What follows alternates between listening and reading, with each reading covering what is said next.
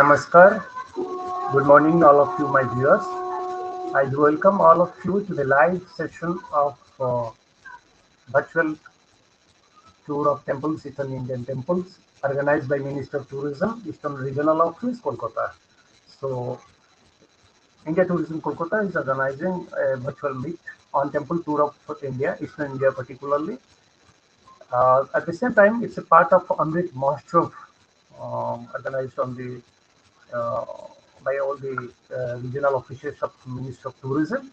Same time, Ministry of Culture also organizing different symposiums, seminars, and workshops on the cultural heritage of India, the cultural aspects of India. And I do again extend my warm welcome to all of you. Welcome to attend this meet. And this is a prize winning session. Also, we have kept some questions after this session. And the sessions will be three speakers speaking on behalf of Minister of Tourism, and there will be five questions after presentation of each speaker, and the prize will be distributed and the winner will be selected, I mean, on the fastest finger first basis. Those Indians, I mean those who are staying in India, residing in India only, and participating in this live session, they are eligible to reply, to answer, to inbox their answer in the live session in the Facebook page of India Tourism Kolkata. And those correct answers we will get it on fastest finger fast basis. Minister of Tourism will provide them some gift hampers, prizes, etc.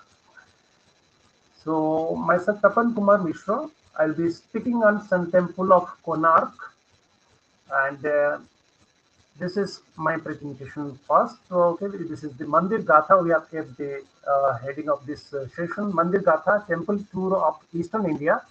And my focus will be, I'll be speaking on Sun Temple of Konark. Next, please. So you see, we have coming to particular to the Sun Temple of Odisha. Before that, I will give you a broad aspect of temples of India. I mean, we have different classification of temples of Indian temples. I mean, we have different schools of designing the temple. In North India, the temples are designed according to Nagara style of temple architecture. And in South, the designing style of temples is popularly known as Dravidian style. And in Western India, it is called as Vesara style. And in Eastern India, particularly in Orissa, then Kalinga, I mean, we have our own school of temple architecture known as, which is popularly known as Kalinga School of Temple Architecture. And in Kalinga School of Temple Architecture, we have three types of temples. One is Rekha Dev. This is in front on your screen. You can see a sketch of Rekha Dev, which is said to be a straight line temple. Okay, the temple looks like a straight line, so it's Rekha Dev, and I will give you some example of Rekha Dev in Odisha, particularly in Bhubaneswar, which is very popularly known as Temple City of India. Next, please. So this is one of the example. Like we have many Rekha Devs like Parshurameshwar, Mukteshwar. 7th century Parshurameshwar is there. 9th century Mukteshwar temple is there. Next slide, please. You see, this is Raja Rani temple, which belongs to 11th century AD and located in Bhubaneswar. Is a classic example, is a beautiful example of Rekha style of temple architecture. You see, the temple looks like just like a straight line. So, as per this sketch, it looks like a very beautiful, I mean, very straight line from the ground itself. Leaning tower is there. So, Rajarani temple, like I was telling you, Parshurameshwar, Mukteshwar, these are all Rekha style of temples. Next slide, please. You say this is Mukteshwar temple, starting from earlier group of temples. If we start from earlier group of temples in Bhubaneswar, we have Parshurameshwar temple. Almost all temples are of, made of sandstone. If we start from chronological order, Parshurameshwar will be first, 7th century temple. Next one will be this one on your screen right now, Mukteshwar temple, which belongs to 9th century, which is said to be the gem of Orisian architecture. So it's a marvelous temple. It is so beautifully designed from top to bottom, very intricate work, I mean. So anyway, my point was to show you few examples of straight line temples or Rekha Dev. So Mukteshwar is there on your screen. Classic example of Rekha style of temple architecture of Kalingan school of temple architecture. Next, please. This is a sketch of Khakra style of temple architecture. You see, we have the second one, I mean, after Rekha style of temple architecture, the second one is said to be the Khakra style of temple architecture. And we have a Baital temple of Bhubaneswar, which belongs to 9th century AD. A classic, that is a classic example of Khakra style of temple architecture. I think a beautiful three-headed temple. Normally, you will find one mastak, a single head on the top of the temple, we say kalas or mastak. Here in Baital temple of Bhubaneswar, you will find three heads at the same time. So this belongs to Khakra style of temple architecture. Next slide, please. You can see Baital temple on your screen right now. It's a 9th century temple. And you see on the top of the temple, you will find three heads. Three mastaks are there. That is the beautiful Khakra style of temple. Coming to the next slide. This is Pida style of temple architecture. The third one. So I do repeat again, after the straight line temple of Rekha Deul, then Khakra Deul of Baital, we have Pida style of a temple architecture, which is pyramidical style, which is very similar like pyramidical. You see, Konark Sun Temple at Konark is classic example of Pida style of temple architecture. Next slide, please. Here you will find a beautiful pillar. Next one, please, so that you can see. You see, this is the Pida style or pyramidical style of temple architecture, and this is the beautiful example when we speak of Pida style example of temple architecture. Sun Temple naturally comes to our mind, and as you know, this is the only heritage site of this is the only World Heritage Site of Eastern India. Sun Temple of Konark was declared as a UNESCO World Heritage Site in the year 1948. And being the only one in Eastern India, you can imagine, you can feel the importance of this structure, of this monument. It's a huge monument in the entire eastern part of India, dedicated to sun god. I would like to request to go for the previous slide, please. Previous one. You see, this is the beautiful entrance or Natamandap, which is the dancing hall of the Sun Temple of Konark. We have no more the main temple is there, as you know. We have the Natamandap dancing hall, I mean, and the audience hall or the Jagmohan is there. The main temple is no more there. This structure, the monument belongs to 13th century AD, and the legend says, as you know, 1200 artists were engaged for 12 years, and 12 years of revenue of the then Maharaja, the then King Narasimha one of Eastern Ganga dynasty, was completely spent on this structure. It is a huge structure, really, maybe to fulfill his dream, to dream of his mother. I mean, I'm talking about the mother of the King Narasimha one, who had requested the king's son that you can build, please go on and build a sun god temple in the name of sun god. I mean, on the beach here on Chandrabhaga and the river, on the coast of the river. As you know, the sea is receding day by day, and the sea is now 2 kilometers away from here. Earlier, it is believed to be built on the bank of the sea, on the bank of river actually, part of that sea. And now the sea recedes 2 kilometers away already. So anyway, this is the entrance as you see on your screen. The lion on the elephant depicts a very beautiful depiction. I mean here, lion represents strength as it is associated with goddess Durga, lion, and the elephant being associated with goddess Lakshmi represents wealth. So you see, strength and wealth kills a man. Just below the elephant, beneath the elephant, you see man is there lying. So strength and wealth, a common man, I mean, a common man has been a victim of strength and wealth. And in the royal time, in the royal period, I mean, when the Maharajas were very powerful because they had the strength and they had the wealth as well, the common people were being victimized. And it is again said that in this way, lion represents pride and elephant represents wealth. And a man is already victimized by pride and wealth. If you have pride and wealth, definitely you will be the victim.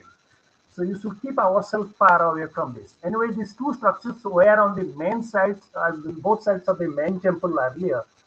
Uh, the main temple has already been collapsed, as you know, maybe from due to natural calamities or by human vandalism. That's again in contradiction. I mean, in controversy. Some says the temple was complete till and worship was going on till end of 15th century, and some blame the Britishers, some blame the other invaders, so and so. So I do not want to go to the controversy. I mean, history means controversy always.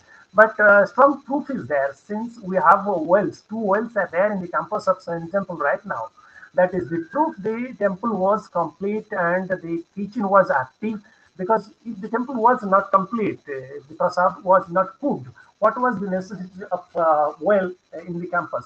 So there are two wells still now there that proves that the temple was complete and the worship was going on quite for a long time. And due to many reasons, it has been collapsed or damaged, whatever may be. Anyway, I mean, we are always confused to say how to start describing Sun Temple of Konark. It is such a, you can say in short, in a nutshell, it is poetry on the stone. Wherever you look, wherever you see, you will find just, you won't find art on my, you just find poetry. Huh? It's not me.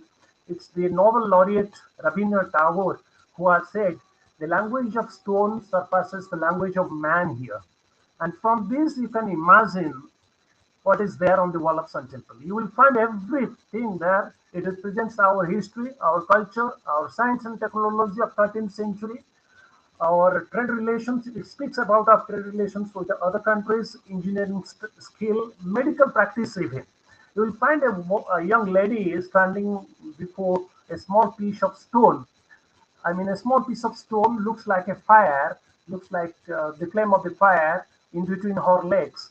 That is, after giving birth to baby, the young man is standing before the fire to get strength from the fire and to kill the germs. It's a very small example I am hitting in front of you. There are a lot of things like I have told you. We have example of commerce, we have example of trade relations with other countries, medical practice of medicines of that time. We have legal system. By the time in my slides, I will go one by one. Next slide, please. Can I have the next one, please? Yeah, next, please. This is the same Sun Temple. Jagmohan, I mean the entrance hall. This is the complete structure in front of you. You see the first one in Dancing Hall, Natamandap. Used to the ladies, you know, the authentic, the auspicious ladies called Devadasis. So in Puri, in the campus of Puri Temple, Jagannath Temple, which is Devadasis, we had tradition of dancing before the god goes to sleep. And bhajan kirtan भी होता रहता है. We have bhajan and kirtan and religious chantings, all these. So they are in front of you with pillars. You can see clearly up beyond the lion and elephant statue is dancing hall, and there is a gap between dancing hall and the Jagmohan. This is the only temple in Odisha. Normally, we have dancing hall, audience hall, main and Jagmohan, and we have. Let me start again. We have the entrance, dancing hall, audience hall, and Garbhagriha, the sanctum and sanctum together in a latter group of Odishan style of temple architecture. I mean, Kalinga style of temple architecture. And all these four structures are together. But in some temple of Konark, there is a gap between the dancing hall and the Jagmohan, the audience hall. There is a gap. This is a very rare one. Here, next slide, please. Next one, please. You see the dancers, like I was telling you, we have the classical beautiful dance of Odissi, you know, and we have brought the idea of dancing dancers from the temple dancers. We had Devadasis, we have Maharis. You see, same Mridangam, the musical instrument, just on my arrow point, you can see. I do hope you can see the arrow point on your screen. Here is the Mridangam, which is a very traditional musical instrument of Odisha itself. And right now also, while we perform Odissi dance, we use the same mudras, same bhangis, same costumes, and the same musical instrument too. So you see, from 13th century onwards, we have these dance forms on the wall of Sun Temple. So from this, you can imagine how old is our dance form. Next slide, please. And always the ladies dance, as you know, on the wall of temples, you will find all the ladies always, not the male ones, because ladies are beautiful and they make the things beautiful. Okay, so now whenever you find you visit the temples, you will be questioning yourself why not the male figures are there, because ladies of course make all the things beautiful. Here is another beautiful lady. You see, putting a vermilion on her forehead. She is a married lady putting a vermilion, the symbol of married ladies. Putting the hand, you see backside. If she holds the hand in front of the, like you can see me, if she puts the hand like this, her face will be hidden. You see, so you see the style. The same image you can find on the wall of Khajuraho group of temples also. The lady is so smart, putting her hand behind her forehead and putting the vermilion and holding the mirror in one hand. So that is the beautiful one. We have lot of Salavanjikas, lot and lot on the wall. I will cover the most important ones for you. May I request for next one, please? Next slide. That's the panel on your screen of dancers, lady dancers you can find.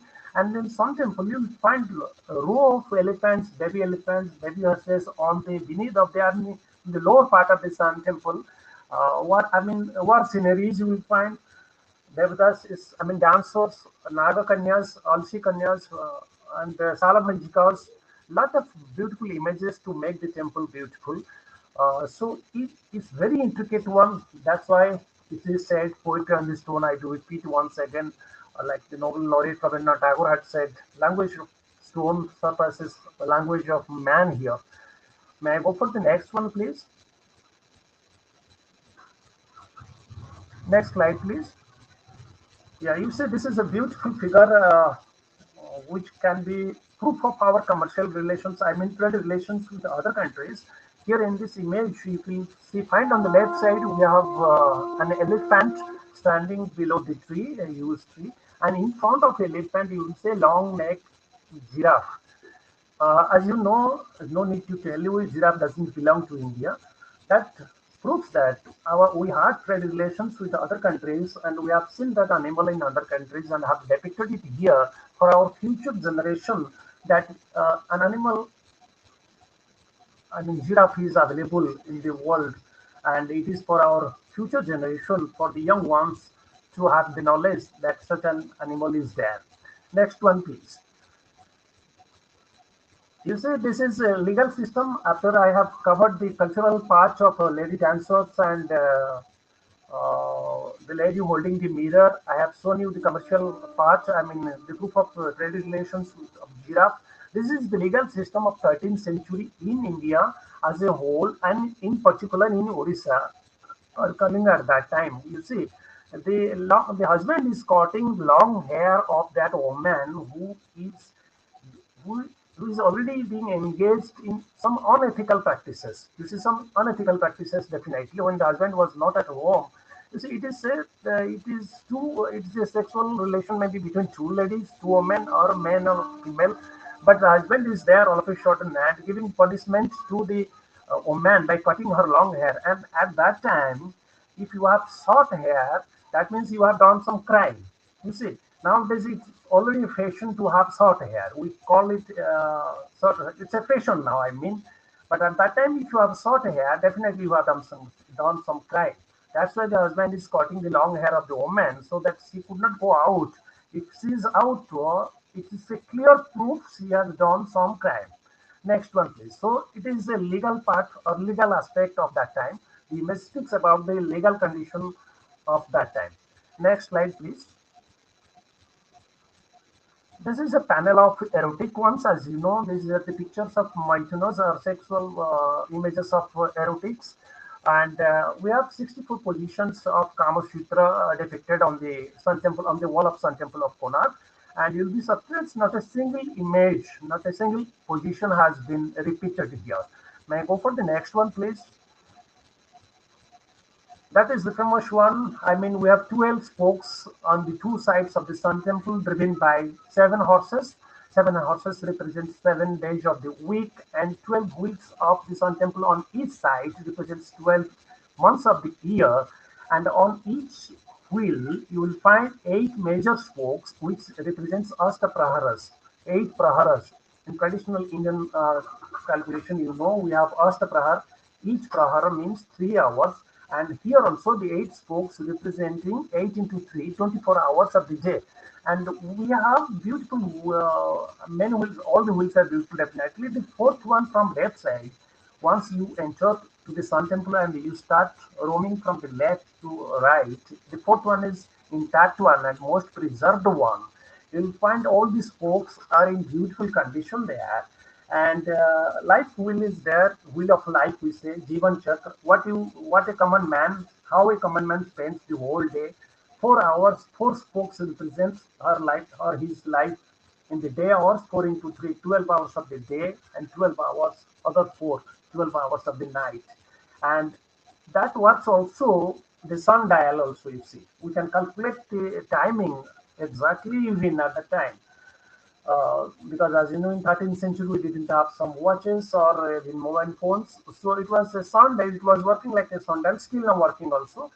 So out of the 12 wheels, you see that works fantastically. The life is described on the wheels and the spokes, I mean, and one particular wheel is there where you can find, you see 12 on the dark side, 12 on the day side. The dark side wheels on the southern part cannot calculate the time. Those facing the Surya, I mean the eastern side, and you know this name is Konark, Kon plus Ark. I mean the sun is rising from the corner. So the sun ray first it was touching the image of sun god inside the Garbhagriha, inside the sanctum and sanctum.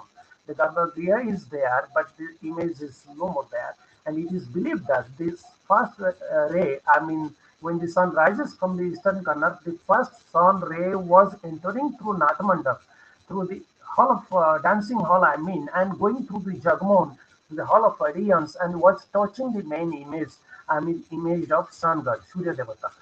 Okay, that was the importance of the temple. I mean, the sun ray was touching the feet of the sun god, the sun deity inside the Garbhagriha. May I request for the next slide, please? This is the very popular figure. It's war horse. You saw jumping over. It looks like a war horse. You see, and that has been the symbol of Odisha government. I mean, it's our logo. It's the logo of government of Odisha. Still now it's being used. It's in the campus of the Sun Temple. I mean, a lot of images are scattered here and there. Some has been kept in the local museum at Kona. So whenever you visit Sun Temple, please do not forget to have a trip, to have a short visit to the nearby museum there, very close to the temple. So some of the images are there, and most of them has been transferred to London, as you know. So that's the proverb we see. If you want to see the best of India, go to London, go to Britain, I mean. Okay, anyway, still then we have a lot of reservations. I mean, a lot of things are there for you. Next one, please. This is the image of King Narasimha one on the right side. My cursor is there, you can see on your screen. This is the image of King Narasimha one of the Eastern Ganga dynasty who had made this temple possible with the request of, by the request of his mother, the legend says, and the wife is there here. And in the campus of the temple, we have not only the sun temple, sun god. You see, we have 9 sun god temples, 9 sun temples in India. Out of that, this is the most important one, this, which is built in the latter group of temples. I mean, latter stage in 13th century. Modern also, that's a beautiful one. But it's a huge structure at Sun Temple of Konark. You can. So this is the image of the Maharaja and Maharani who had made this temple possible on your screen right now. Next one, please. This is the Surya Devata image of sun god. We have 3 images of sun god on the different parts of the temple. I mean, it was located on the top of the main temple. You know, the main temple was, I mean, the Sanctum Sanctorum was 230 feet high, and the Jagmohan, the present one now, is approximately 128 feet high. And it is believed that these structures of blue chloride stone, of rising sun or baby sun, midday sun or Madhyana Surya, and setting sun or Surya, Astagami Surya, you know, all these 3 gods, rising sun, midday sun, and setting sun, are on the Jagmohan now here, just behind the Jagmohan, I mean. It was located, it was actually on the top of the temple when the temple collapsed. You see the hands has been damaged, a lot of figures has been damaged. It is kept there. So according to the movement of the sun ray touches the baby sun first when the sun rises from the eastern side. And in the mid hour of the day, the midday sun or Madhyan, Surya gets the sun ray from the midday sun, and setting sun is also a setting sun, as you know, on the horseback. Next slide, please. This is the setting sun. You see, going back to his mother. I mean, setting sun on the horseback. Next one. These are the wheels I was talking about on the both sides of the temple. I do repeat again, 12 wheels on each side, 12 representing 12 months of the year, and 7 horses in the front representing 7 days of the week. And as you know, Sun Temple of Konark is a very uh, popular destination in the sense, of course, it's popular because of the UNESCO. It has been a place in the UNESCO World Heritage List, and it is one of the golden triangle of Orissa from Puri, Bhubaneswar, Konark. As we have Delhi, Jaipur, and Agra in North India, that is called Delhi, Jaipur, Agra is golden triangle of North India. We have also golden triangle, and Konark is the major one. And you can have a beautiful, I mean, pleasant drive. If you drive from Puri, 35 kilometers approximately, it takes 1 hour on the seaside.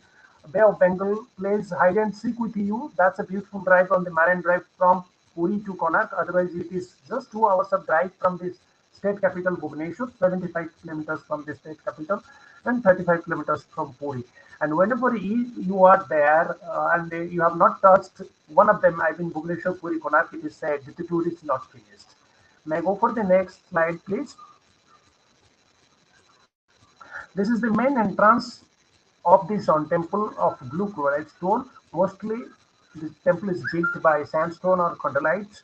You see, the blue chloride stone, it is believed to be brought from Nilagiri, from northern part of Orissa near Balashwar, and the whole structure has been closed with sand and stone from the from 1903 by the then Governor General of Odisha, stationed at Bengal, West Bengal. You know, because they were afraid, the British administration was afraid if it remained vacant, the Jagmohan, the Aryan cell, such a huge one, if it remained vacant, it may collapse again, like the main temple. That's the reason they put sand and stone inside the structure to complete the structure. I mean, to make it intact, to keep it intact, so that it won't collapse again.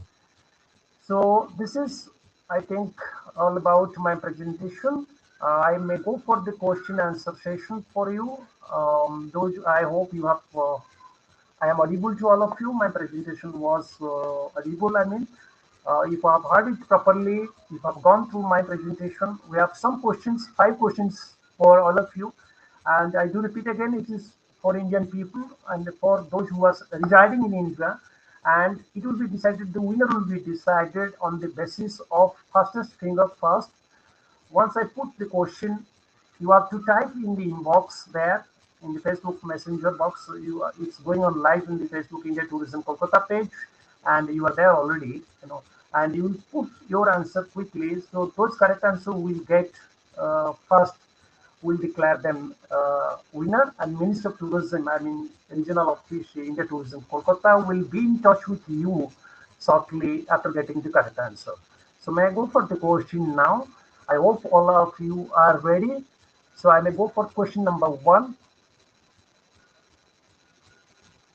You see, my question number 1 is, Sun Temple of Konark belongs to which style of temple architecture?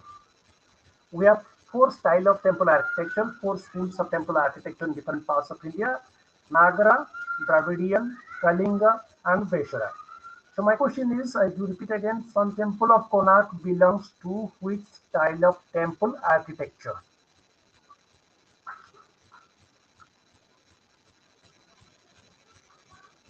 May I go for the second question, please? Okay, my second question is, after visiting the Sun Temple, who had said, language of stone surpasses language of man here? Option is Mahatma Gandhi, B. Dr. APJ Abdul Kalam, C. Rabindranath Tagore, D. Madhusudan Das. The question and 4 options are on your screen. So you can send your reply, you can answer as quick as possible. May I go for the third question, please? How many major spokes? Question number 3. How many major spokes are there on each wheel of Sun Temple? How many major spokes are there on each wheel of Sun Temple? My options will be, your options I mean, 6, 9, 7, D is 8. So A is 6, B 9, C 7, D 8. How many major spokes are there on each wheel of Sun Temple?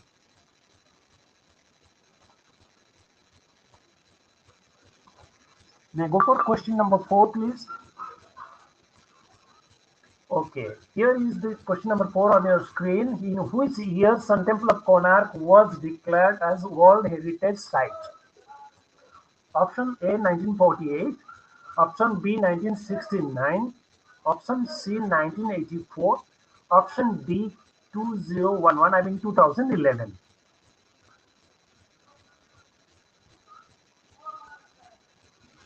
May I go for the final question, I mean fifth question, please? So the last but not the least for you, because we have two more speakers for you. So the last question from my side is, Golden Triangle of Odisha consists of Bhubaneswar, Konark and dash. You have to fill up the last one. Option A is Cuttack, option B is Puri, option C is Satapada, option D is Gopalpur. So Golden Triangle of Odisha consists of Bhubaneswar, Konark and dash. You have to put the name of third one, third place. I mean third city or third tourist place. Cuttack, Puri, Satpada, Gopalpur. So I think it's over. My questions are complete here. Thank you so much once again, dear audience, and I may extend my thanks to Minister of Tourism, I mean particularly Eastern Regional Office located at Kolkata, for organizing such beautiful seminars, symposiums, and webinars to promote tourism, to bring awareness among the common man, among the tourist places, because we have our Amrit Mahotsav, Amrit Mahotsav is going on.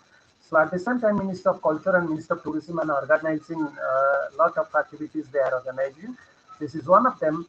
And next speaker I would like to invite is Malini Basuji. I may introduce her. She will be speaking here next to me. Malini Basu is a postgraduate in linguistics from Calcutta University. She started her career as an English teacher but went on to become a government registered tour guide. She has been conducting tours in Bengal and Bangladesh since 2008, so she is a very experienced tour guide here. She loves doing architectural, craft, cultural, and historical tours.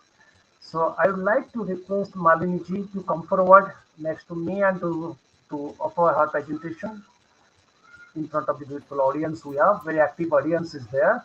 Thank you and welcome, Malini ji. Over to you, Thank you, Malini ji. Tapanji. Thank you, Minister of Tourism, Eastern Region, Kolkata office, for conducting this wonderful program and giving me the opportunity. So, can I have my slide, please? Presented. Thank you. So, the temples of Bengal may be viewed as one of the most important manifestation of the region's culture, closely associated with contemporary movement in religion, literature, and the arts, as well as with broader political, social, and economic development. The history of religious architecture in Bengal can be divided into three periods. Early Hindu, which is up to the end of 12th century, then the Sultanate, which is from around 14th to early 16th century, and Hindu revival, which is from 16th to 19th century. The traditional style, moving on from Orissa to Bengal, we find some similarity with the two architectures. So the temples of the pre-Muslim period have nearly all disappeared. And from the few that are there, the predominant is the tall curvilinear Rekha Deul, very similar to the Orissan style. Now, The Deol is predominantly in the western districts of Bengal. Some are smooth curvilinear, as you can see on the left side image, and some are having ridged curvilinear, as you see on the right side image.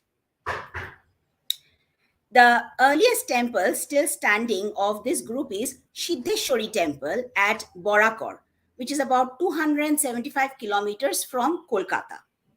Once the landscape of Bengal was dotted with large number of temples that were dated from Gupta era to the Sena period. There are mentions of these temples in the accounts. Can you just give me a minute? Just give me a minute.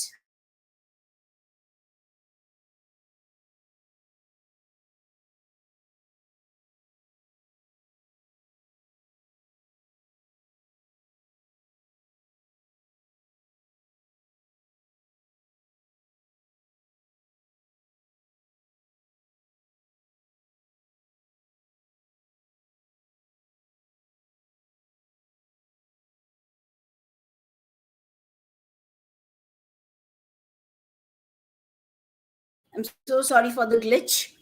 So I was talking about this famous Chinese traveler. We know him as Huan Sang, or he was actually called as Zhuangzang or Yongchang in Chinese, who visited many parts of India. And when he came to Bengal, he recorded seeing more than about 300 temples. In his travel notes, Huan Sang said that he saw about 100 temples in Pundravardhana, about 100 in Samatata, more than 50 in, Tamralipta, and about 50 in a place called Karna Suvarna, which were names of different kingdoms existing in Bengal from ancient times. The Siddheshwari, as I have shown the picture earlier, is one of the living piece of evidence of such a temple. Another exquisite example of Rekha Deul is the Protapeshwar Shiva temple of Kalna, which was built by Maharaja Mohatab Chand. His first wife, Queen Pyari Kumari, built it in memory of her husband. This is also built in the Orissan Deul style of architecture. And according to archaeologists, this amazing temple is considered as the best example of the best architects of that era built this temple. This temple has unique, mesmerizing terracotta work on all its four sides, which depicts the different yugas like Dapar Yug, Treta Yug, Kali Yug. So, the first picture that you see, this is Ram and Sita on the left side. Underneath, there is a panel showing the Krishna Leela, the Ras Leela. The other panel has depiction of Durga killing Mahishasur, and just under Durga, there is Kali Yug with Sri Chaitanya and his followers, so showing Vaishnavism. And on one of the wall corners, there is a lady, a beautiful lady. She's peeping out from one of the windows, looking at people who have come to visit this beautiful temple. So these beautiful depictions are there in this temple. Now, there are different groups of temples. One of them is called the Chala temple. The word Chala comes from Chal, which means roof. And these temples have different number of roofs. Depending on that, they are called Do Chala, Char Chala, Art Chala, and so on. The Chala temples, they evolved from the traditional mud houses. In East Bengal, which is now Bangladesh, they used to have two-sided sloping roof, which was dochala. Do means two. So this style evolved as the Ek Bangla style of temple. One in front and the other being the shrine at the back constitutes the Jor Bangla. I will come to Jor Bangla later on, which is Bengal's most distinctive contribution to temple design.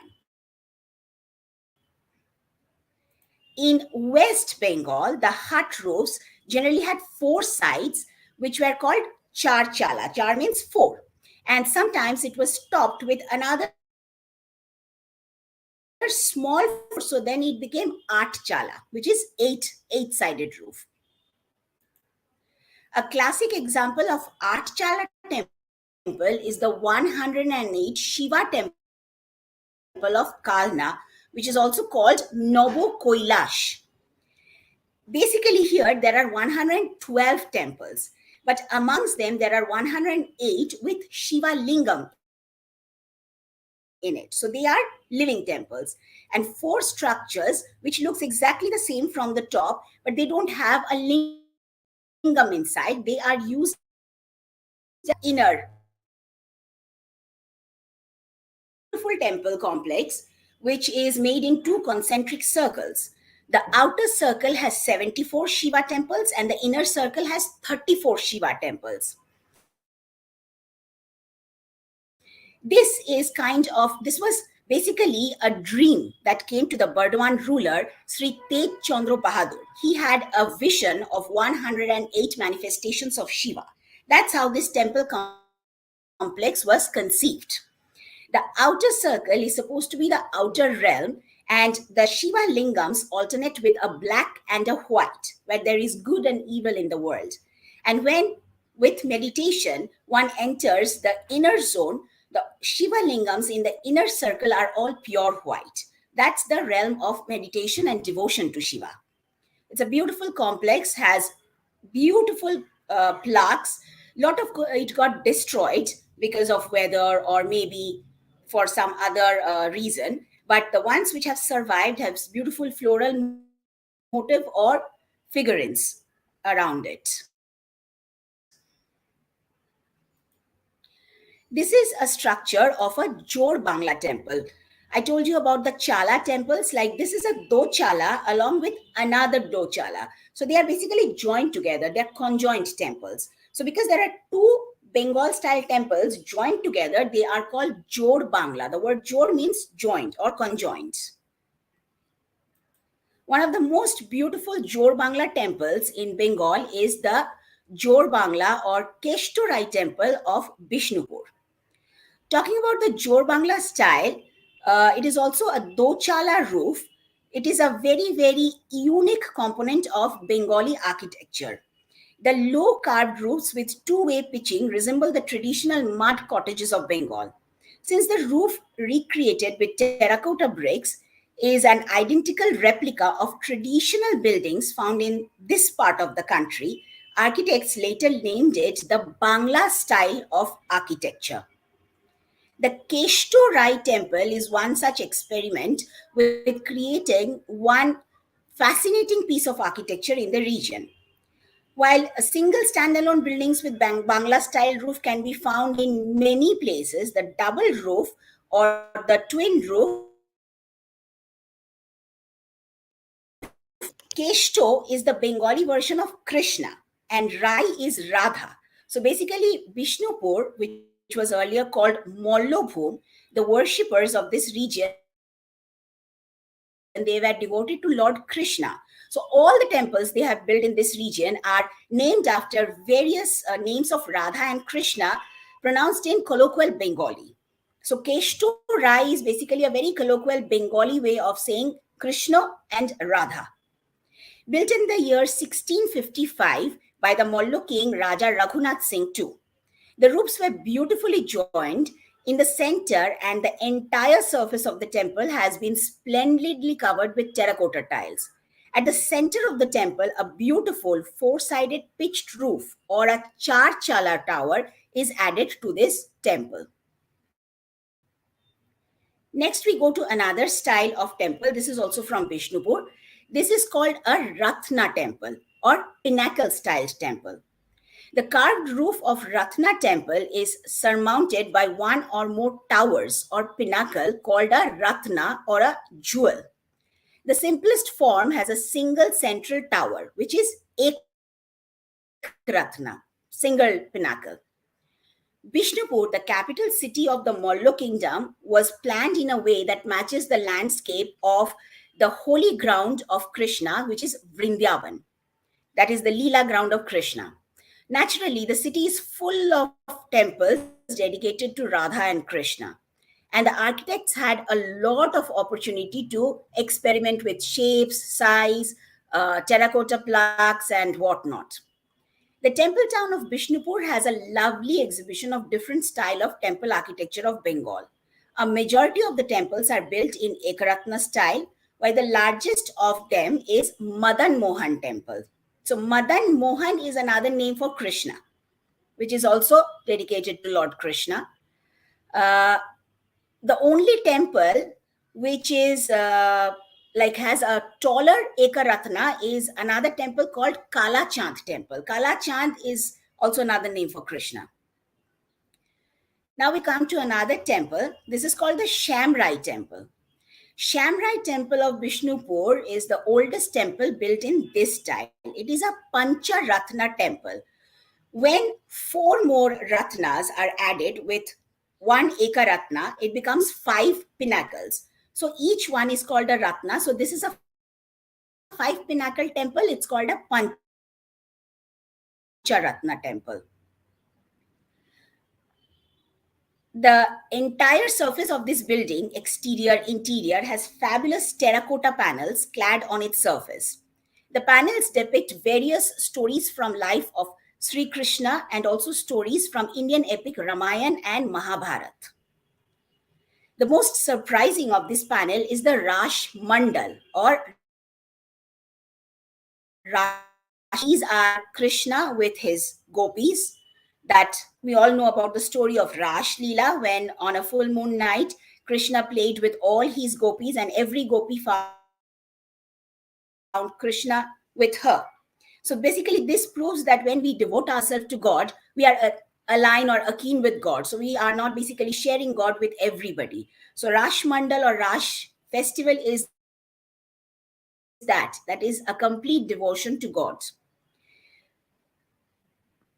There is also other depictions from life of Krishna. So there is Makhan Chori, and there is also contemporary life depicting the kings and day-to-day life of the era. The number of towers or pinnacles can be increased up to a maximum of 25. This is a picture of the Lalji temple. This was built in 1740. This is a 25 pinnacle or 25 gem temple built by Bardwan Maharaj Kirti Chandra's mother, Bishen Kumari or Braja Kumari as she was called. She made a vow to visit Vrindavan, and as a promise of visiting Vrindavan and as a devotion or a promise to Lord Krishna, she built this temple. Built with an exquisite style of 25 pinnacle or Pancho Bimshati Ratna style. That's 25 pinnacle is called Pancha Bimshati Ratna with exquisite terracotta plaque. Amongst the rest of the temples, some consider this to be the best amongst all. This is a flat roofed styled or a Dalan temple. Dalans are flat roofed temples having long Indo Islamic place in temple tradition. And then it was also influenced by European ideas in the 19th century. So it is mostly like more modern temples of Bengal. It was easier to build, and in the long run, this style lost its special identity as religious architecture and got mixed with day to day traditional houses. So it was more of a domestic architecture. Until the end of the 17th century, in a place called Boidapur in Kalna, subdivision of Bardhaman district, which is kind of a non-descriptive village, in the year 1680, a gentleman named Harshvardhan Nandi, he settled in this village with his family and began a small business dealing with food grains. About a century later, in 1795, a descendant of the same family bought a large tract of land in Malda, and he established a zamindari system, which is landlord system. And the family fortune grew with every passing year. The family lived in Boidupur for a very long time, and various members built several temples, including a Durga Dalan.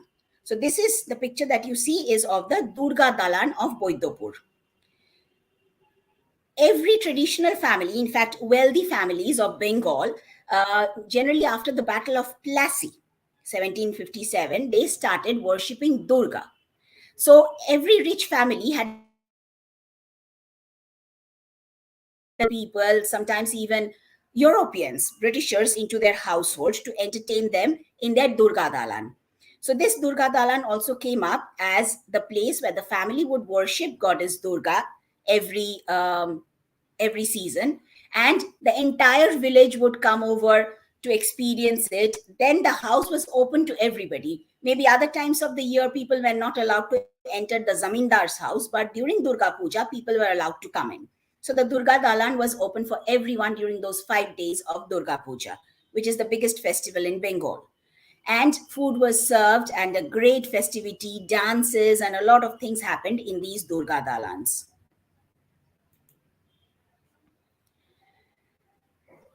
In the 19th century, Durga Dalan or Thakur Dalan, not Durga Dalan, I should call it Thakur Dalan, became a very common feature in the courtyards of wealthy houses. One such significant house with a beautiful Dalan is the Jora Shako Thakur Bari, which is in Kolkata,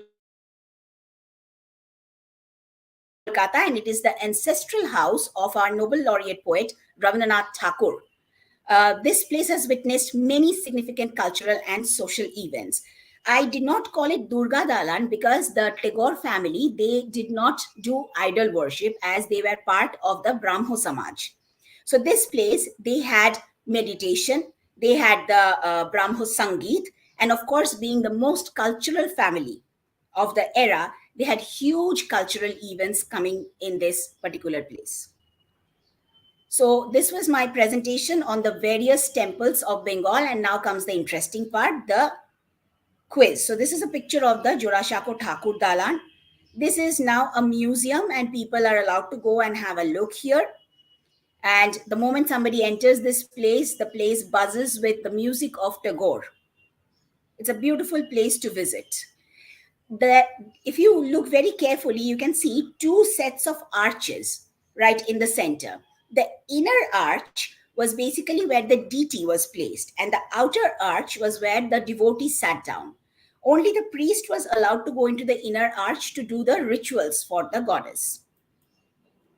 Okay, moving on to the quiz. Hope everybody is ready. Here comes question number 1. Identify the style of architecture of the temples in the picture. Options: Do chala, Char chala, Art chala, Baro chala, or Bara chala.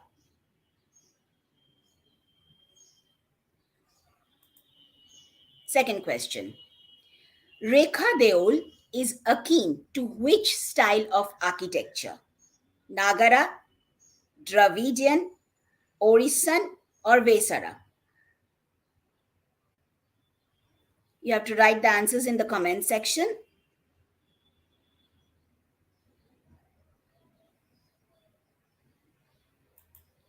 Third, you can see the picture. You have to identify the temple. Options: Pratapeshwar Shiva temple, Siddheshwari temple, Nava Kailash temple, Keshturai temple.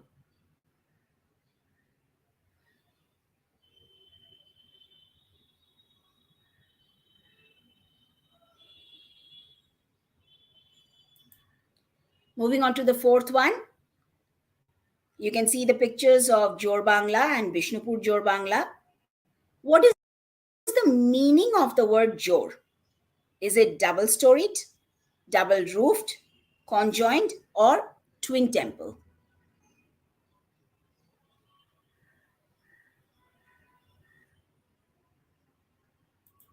Fifth, the temples of Bishnupur were devoted to which deity? Shiva, Krishna, Vishnu, or Durga?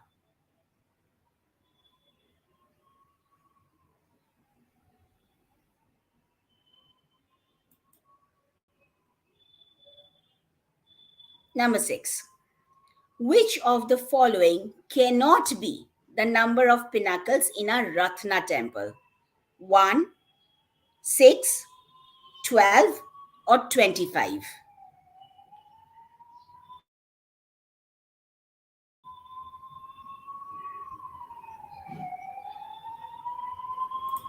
Number 7. Which of these are old names of kingdoms of Bengal? Samatata, Karna Suvarna, Tamralipta, all of the above.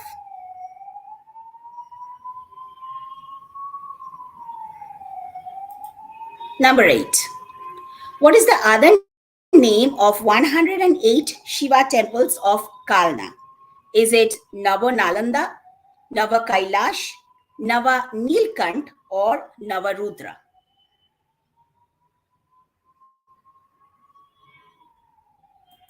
Number 9. How many pinnacles is Pancha Bimshati Ratna? 13, 17, 25, or 21?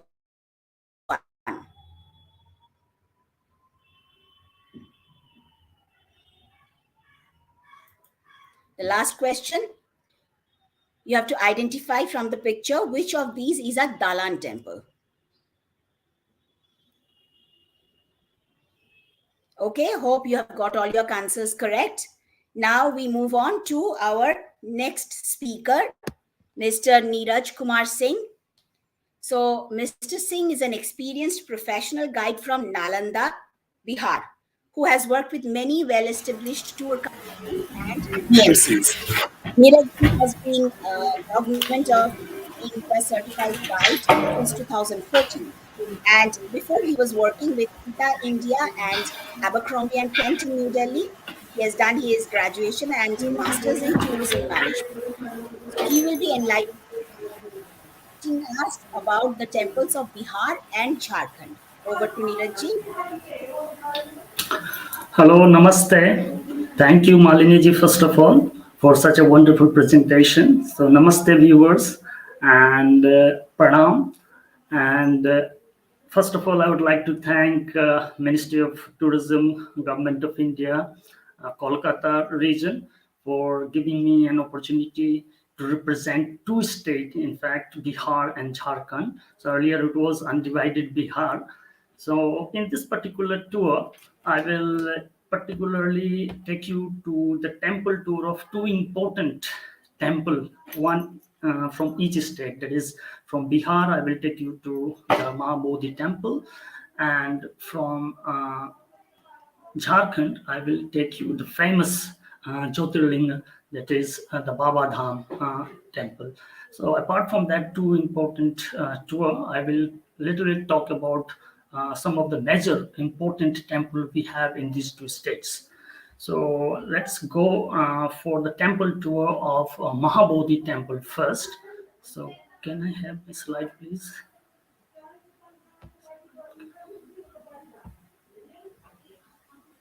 Yeah, thank you. So, wait a minute.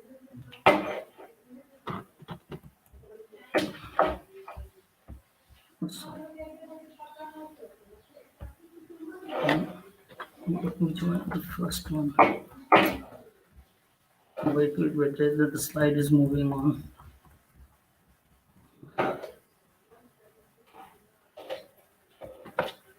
Yeah. What's going on? How can I come back?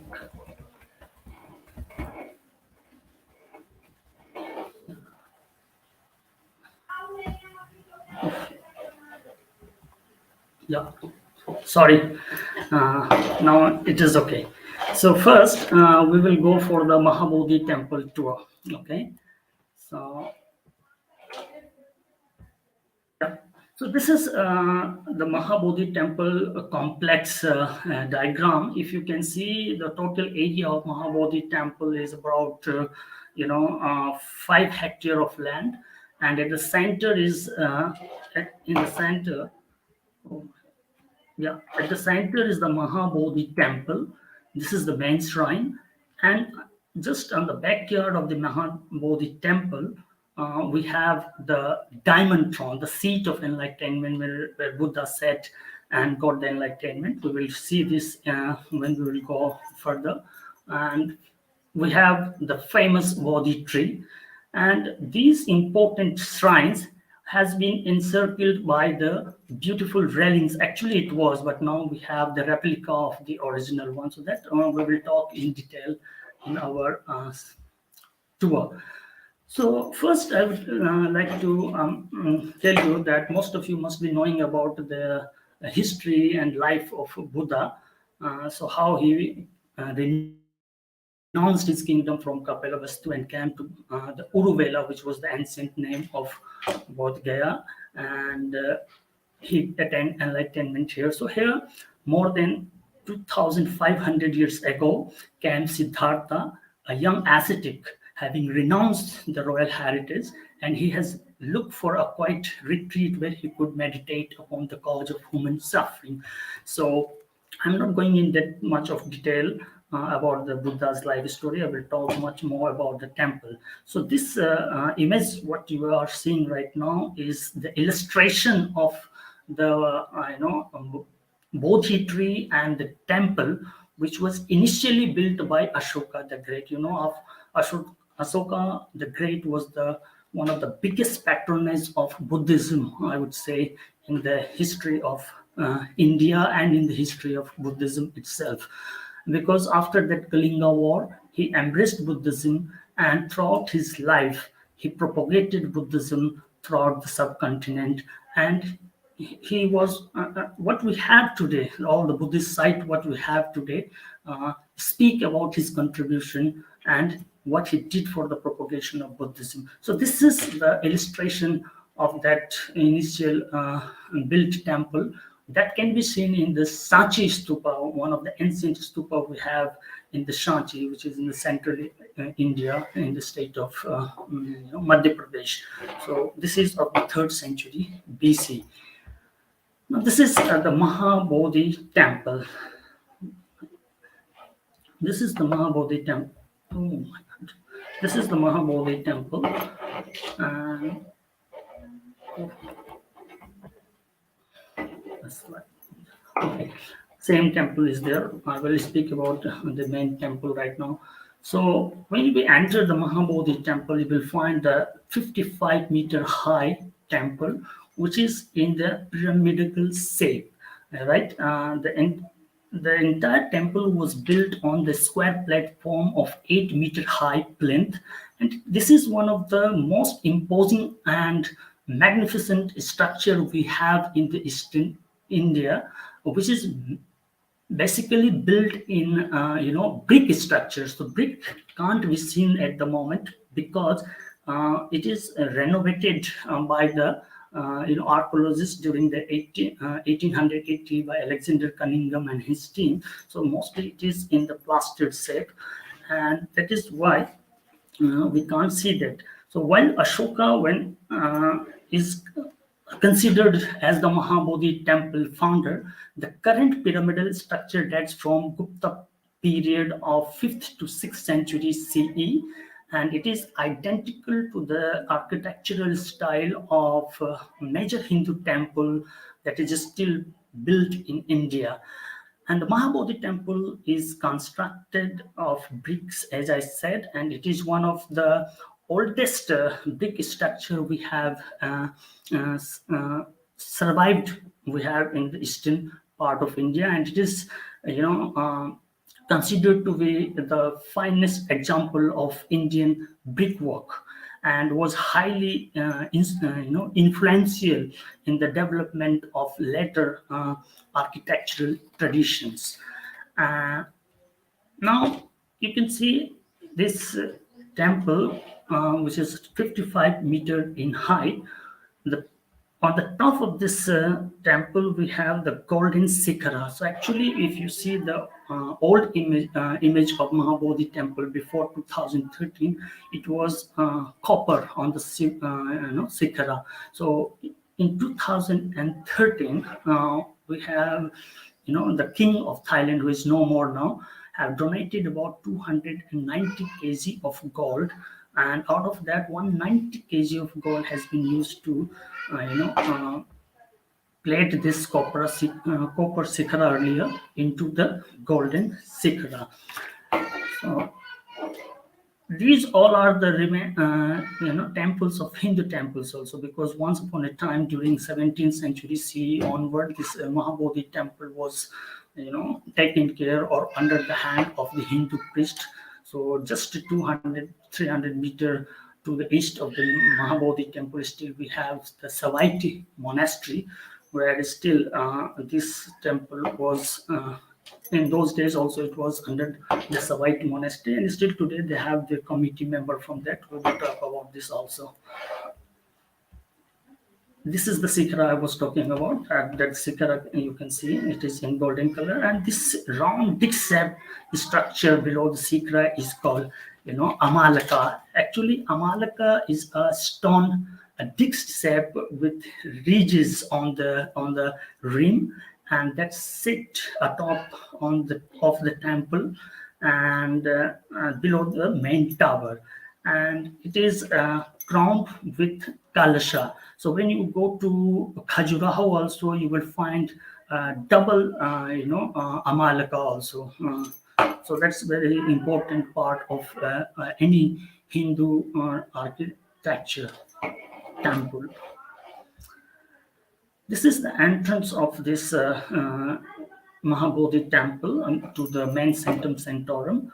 And before that, in the front, you can see two images of bodhisattvas are there. So it is believed that when Xuanzang or Wenzhang, the famous Chinese traveler, when visited Mahabodhi temple in his 12th year of his visit to India, around 17 years when Wenzhang traveled across India. So in his 12th year of his visit, he visited the Mahabodhi temple in 7th century CE, and when he visited, he also gave a detailed account of Mahabodhi temple in his travel diary, and he saw two 10 feet high silver images of Buddha. So here, those two silver images, see, these two images has been replaced now, but in 7th century CE, when Xuanzang visited, he had seen two 10 feet high images of Buddha or Bodhisattva in silver. So that's what he speak.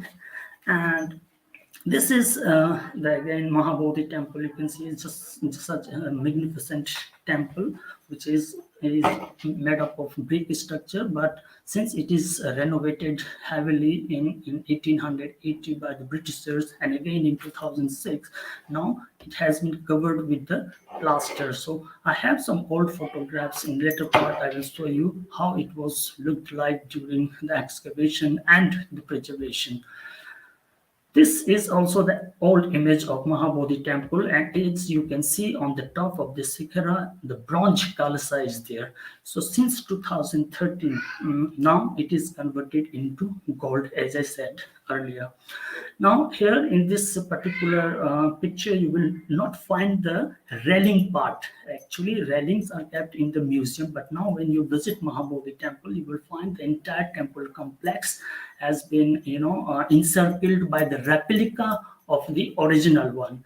So that also you can see in the later part. This entire Mahabodhi temple, wall has been decorated with this beautiful niches, which has images of Buddha and Bodhisattva in different gestures and postures. So about 50 images are there, of Buddha in different gestures and postures, and of course Bodhisattva. Bodhisattva is also one who had attained Buddhahood, is called Bodhisattva. So this also you will find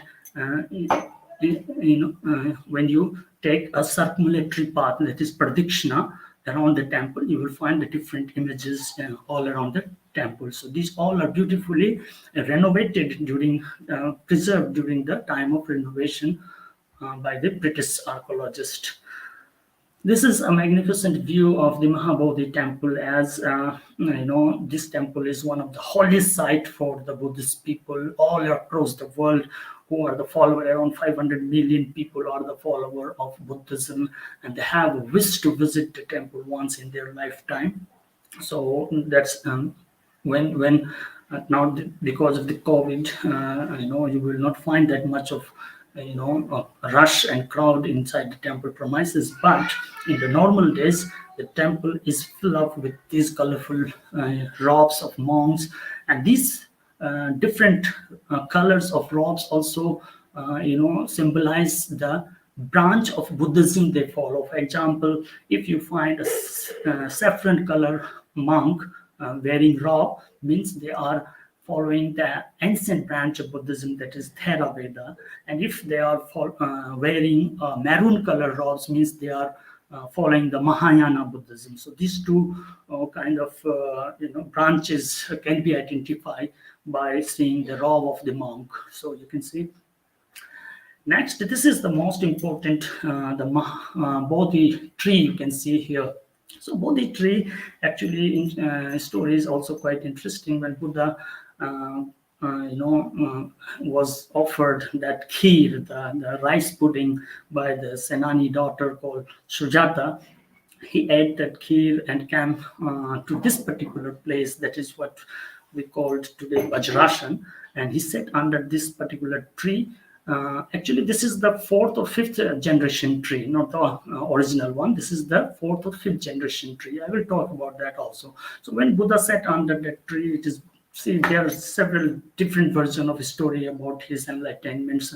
In some version, you will find that Buddha sat here 3 days, 3 nights, and he got the enlightenment. And somewhere you will find that the day he ate the kheer and sat under the tree, that midnight on the Vaishakha Purnima, the full moon day of Vaishakha Purnima, Buddha got the enlightenment. So that Vaishakha Purnima has become very important for Buddhism, because the 3 mega event of Buddha's life took place in that particular Vaishakha Purnima. One, he was born on Vaishakha Purnima. Second, he got the enlightenment on the Vaishakha Purnima. And third, he took Mahaparinirvana at Kushinagar on the same Vaishakha Purnima of different calendar year. So that speaks itself that Buddha was not a normal human, he was a superhuman. So that's why we celebrate Vaishakha Purnima as Buddha Purnima. So on that night, he get the enlightenment right here. After that, he meditated 7 weeks inside the temple premises. So that I will also take you one by one. So coming to this Bodhi tree, as I said, this is the 4th or 5th generation tree of the original one.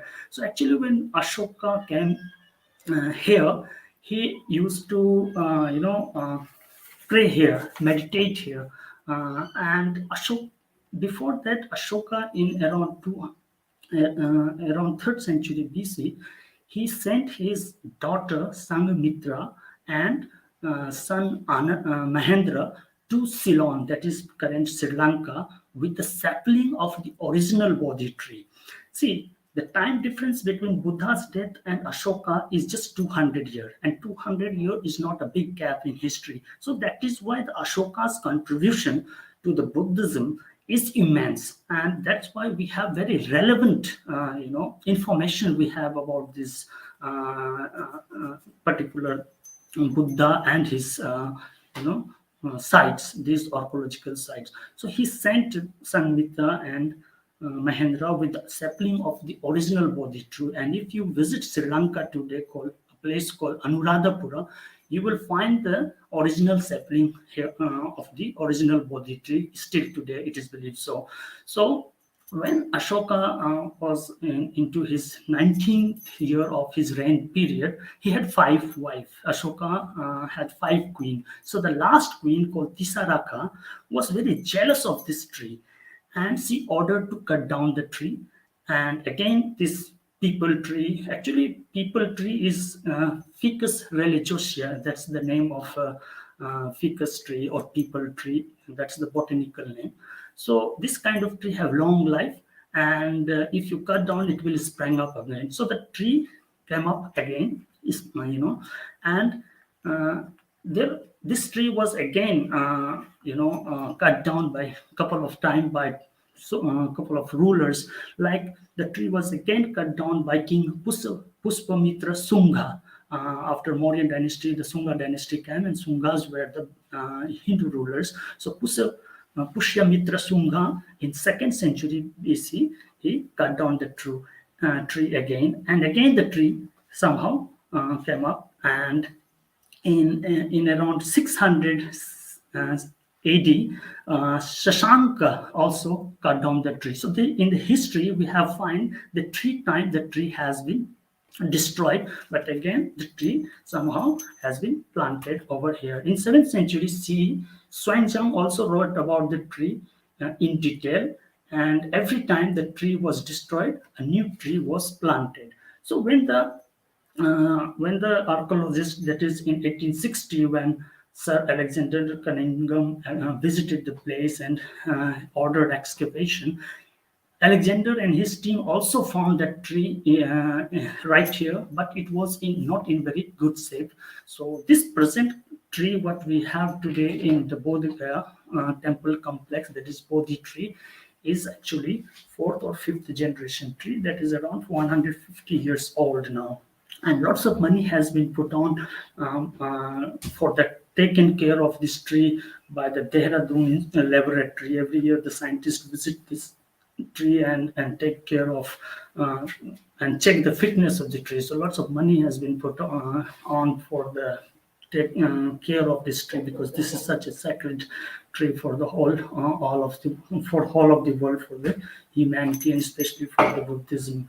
For Buddhist tradition also, there are lots of stories that the one Tibetan people believe that this is the navel of the earth, and in some Buddhist scriptures you will find that they believe that when whole nothing is permanent, when one day the whole world will destroy it. So it is believed that when the earth will destroy it, this will be the last portion of the earth to be destroyed, and if he somehow come up into existence again, this will be the first place to become up. So likewise, lots of legends, lots of stories are also associated with this tree.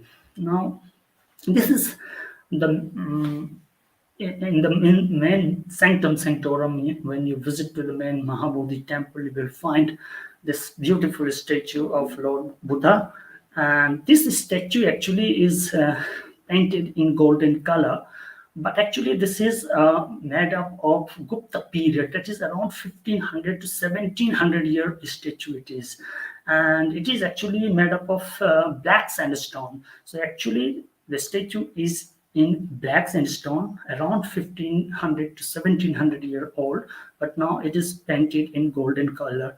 Here Buddha is sitting in earth touching pose. So this is also a very interesting story also.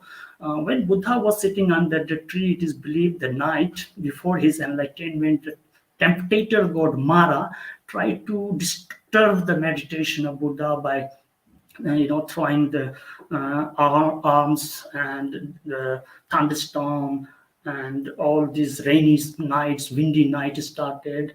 Somehow he fell every time. Then he sent the 3 beautiful daughters to distract his meditations and all, but Buddha was unmoved.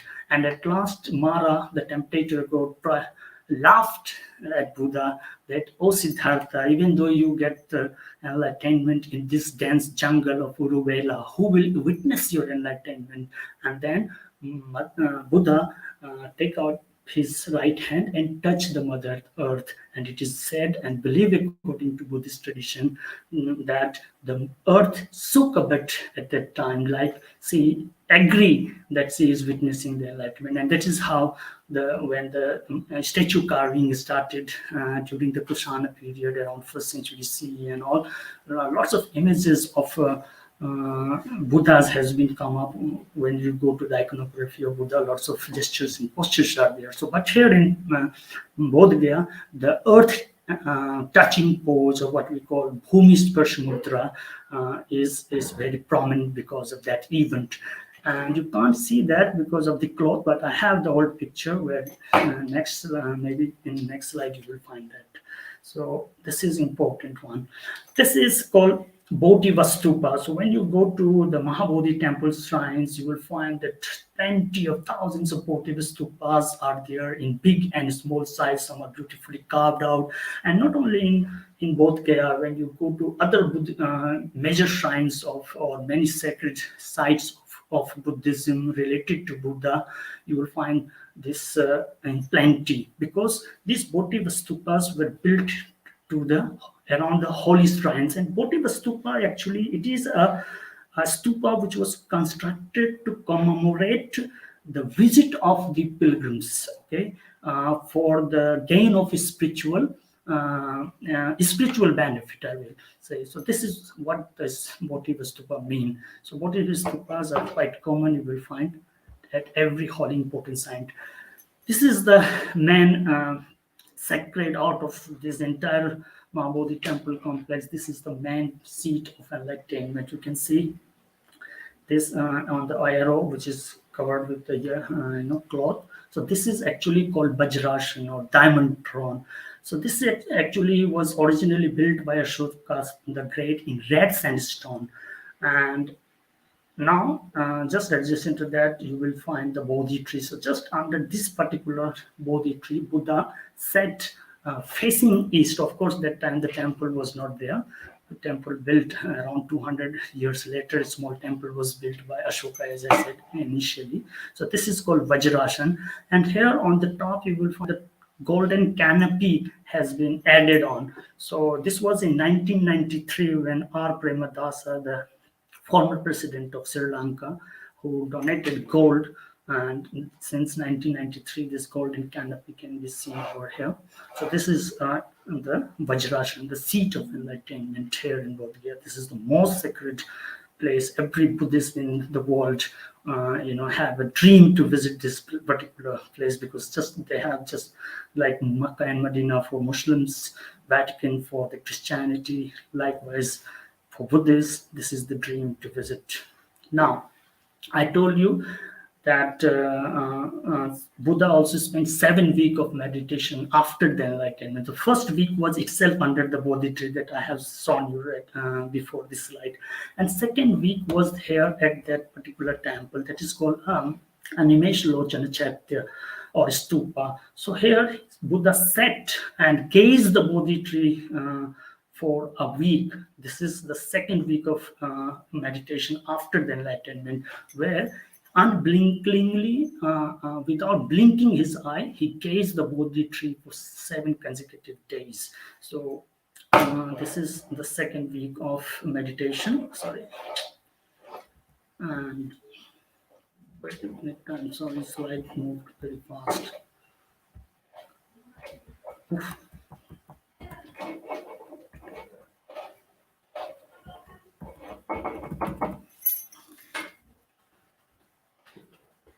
Okay, welcome back.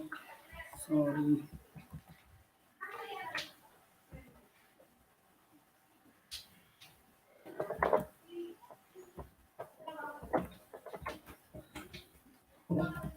This is the third one.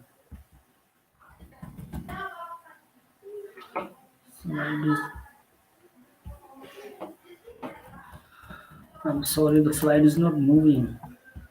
I have to come back. What to do? Oh my God. Anyway, I will talk about this. I'm sorry, the three places. My slide is moving. I'm so sorry. It's not how to come back. I'm not getting. Wait a minute, please.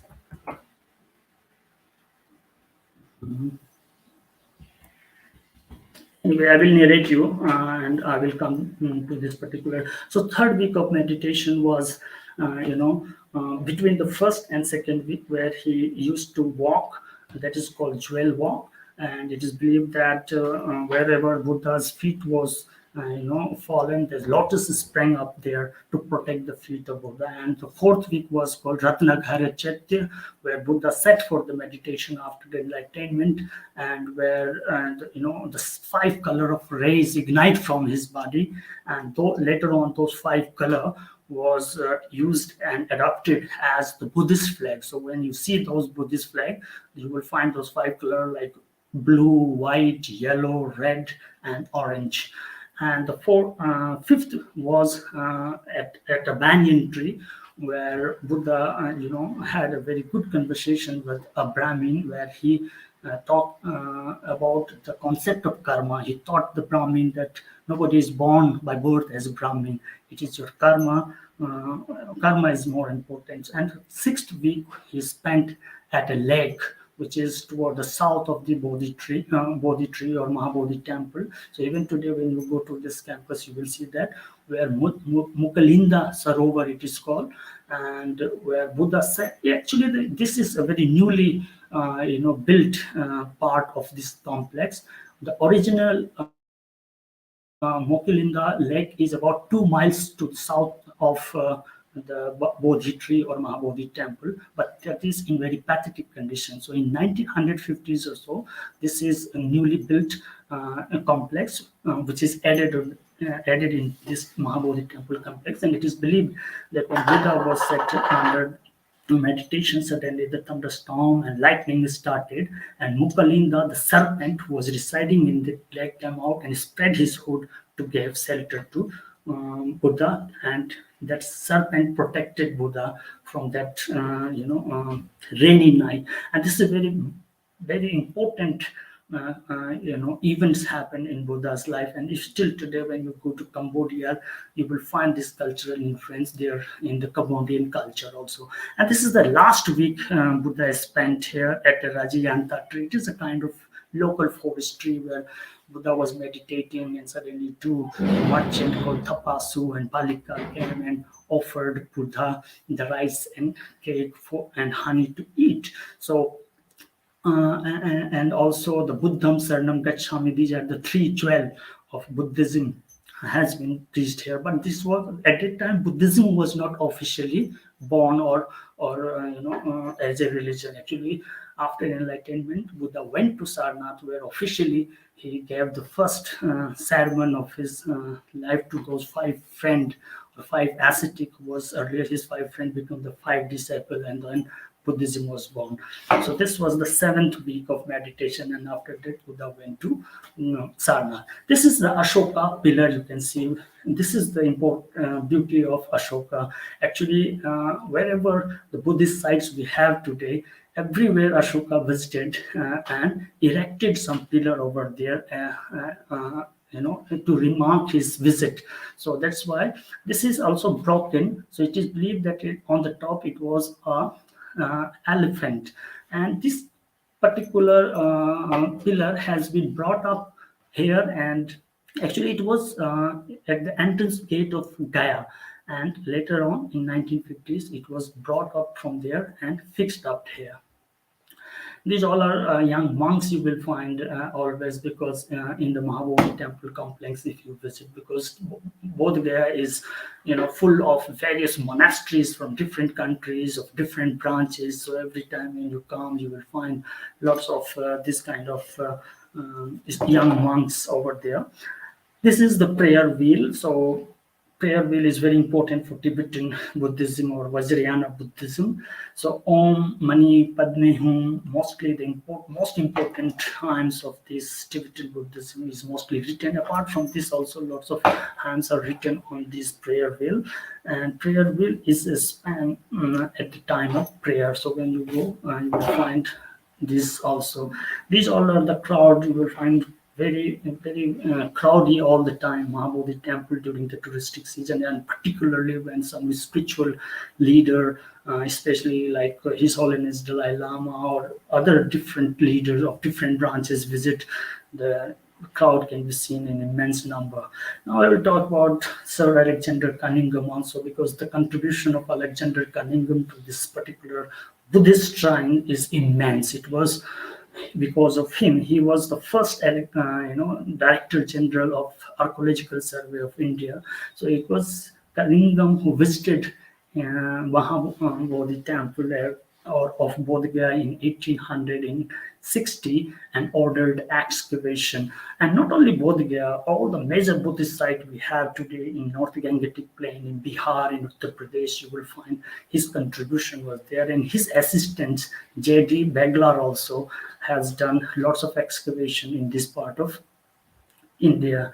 This is the old picture of the Mahabodhi temple, and during the excavation, Alexander and his team found Mahabodhi temple in this structure. You can see the bricks. As I said, also the entire Mahabodhi temple was built in brick structure. This is one of the best preserved temples right now, which is completely made up of bricks. So bricks can be seen, and see different layer of rooms can be seen. So all about even today, when you go to the main sanctum sanctorum, you will find two staircases are there on the both side to go on the top of the roof. These all are the old pictures, how the temple was founded and the conservation started from 1865 to 85.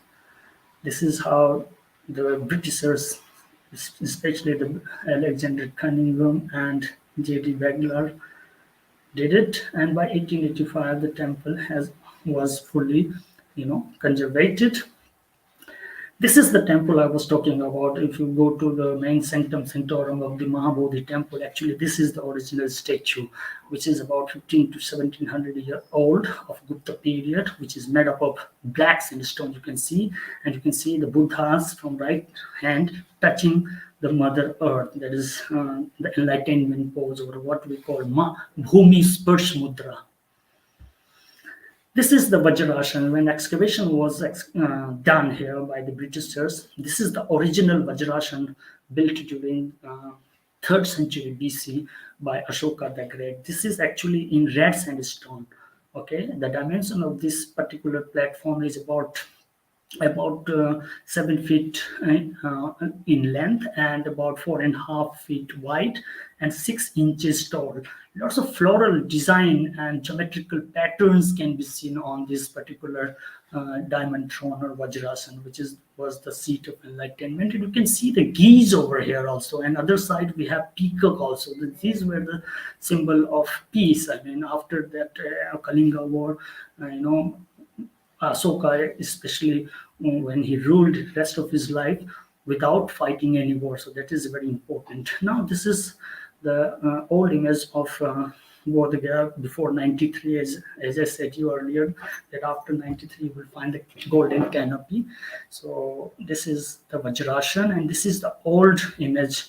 So when it was fully conservated by the Britishers in 1891, a Nagarika Dharmapala, a young monk of Sri Lanka, visited the temple, and he objected the way he had seen that this temple was under the control of Hindu priests. So that is how the Mahabodhi Society of India was founded in Colombo in the year 1991, and in 1 year later, it was shifted to Kolkata, India, as the headquarters of the Mahabodhi Society.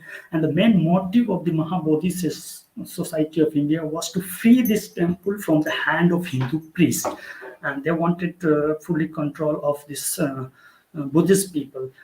So actually, even today, if you see, the whole temple is under the control of 10 committee members. 5 are from Hindu and 5 are from Buddhist. In 1949, the Mahabodhi BTMC, the Mahabodhi Temple Committee Act, was passed in the Legislative Assembly of Bihar, and the district magistrate of Gaya was used to be the chairman of the committee. So five, but when the act was passed, actually, it says that only non-Hindu can't become the chairman of the committee. That means only Buddhist or Hindu can become the chairman. But in 2010, the amendment was done, and now anybody can become the head of the committee. So still there are 10 committee members, 5 are from Buddhist, 5 are from Hindu, and the district magistrate of Gaya is the head of the committee. This is the old railing. As I said earlier, the temple and the Bodhi tree is encircled by this particular railing. Actually, there are 2 kinds of stones it was used during Sunga period, that is 180 BC. It is in red sandstone, and later on Gupta period in 6th 7th century it is unpolished granite rock. So the original pillars are kept in especially in Indian Museum Kolkata, and some portion are also kept in Bodh Gaya Museum, and some most beautiful portions are also kept in Albert and Victoria Museum. So this is the today, if you visit Mahabodhi temple, these all are the replica of the original railings, which is encircled the main Mahabodhi temple and the Bodhi tree. Now, some photographs I have put to give you an idea how the temple looks like in the evening or late night under the floodlight. So, temple open from 5 o'clock in the morning till late 9 o'clock in the evening. So, in the evening time during the touristic season, the temple looks more beautiful under the floodlights. This is how the Bodhi tree also looks like in the night. Now, that was the part of Mahabodhi temple. Actually, it was lots to talk about, but in short period of time, I have tried my best. Now, in Bihar, apart from Mahabodhi temple, we have two more temples to talk about. I'm not going in that much of detail, just for your information. This is the Mundeshwari temple, which is situated in the Kaimur district of Bihar, on the isolated hill of about 600 feet. And the most important part of this temple is that this temple is considered to be the oldest functioning temple in the world. This is the beauty of that temple. This is the oldest functioning temple in the world, as the rituals has been performed here without a break.